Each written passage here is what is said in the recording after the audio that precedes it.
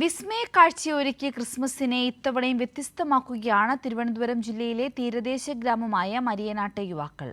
കടലിൽ ഒഴുകിക്കിടക്കുന്ന Eiffel tower മാതൃകയാണ് ഇത്തവണ ക്രിസ്മസിനെ വരവേൽക്കാനായി ഒരുക്കിയിട്ടുള്ളത്.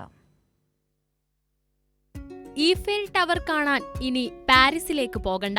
ജനുവരി 1 വരെ തിരുവനന്തപുരത്ത് ഈഫൽ ടവർ കാണാം. മരിയനാട് ആറാട്ടുവഴി പ്രദേശത്തെ മച്ചാൻസ് ക്ലബിലെ ഒരു കൂട്ടം മത്സ്യത്തൊഴിലാളികളായ യുവാക്കളാണ് കടലിൽ ഈ വിസ്മയ കാഴ്ച തീർത്തത്. കരയിൽ നിന്നും 500 മീറ്റർ മാറി കടലിൽ 20 അടി ഉയരവും 10 അടി വീതിയുമുള്ള ടവർ അതീവ സുരക്ഷിതമായാണ് നിർമ്മിച്ചിട്ടുള്ളത്. അലുമിനിയം, നെറ്റ്, ബാരൽ എന്നിവ കൊണ്ട് നിർമ്മിച്ച പ്ലാറ്റ്ഫോമിലാണ് ടവർ ഉൾക്കടലിൽ മനോഹര കാഴ്ചയായി തലയുയർത്തി നിൽക്കുന്നത്.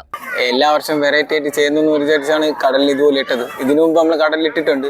ഇതിലിടാൻ കുറെ 2-3 മാസത്തോളം നമ്മൾ കഷ്ടപ്പെട്ടിട്ടുണ്ട്. ഇതിനായിട്ട് നമുക്ക് ഒരു 3-3.5 ലക്ഷത്തോളം ചിലവായിട്ടുണ്ട്.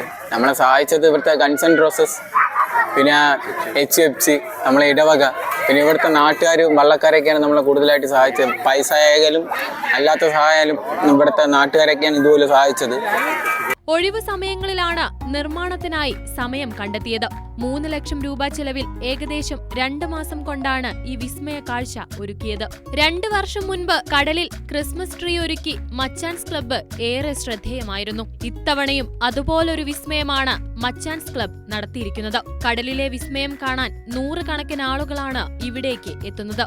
കൈരളി ന്യൂസ്, തിരുവനന്തപുരം.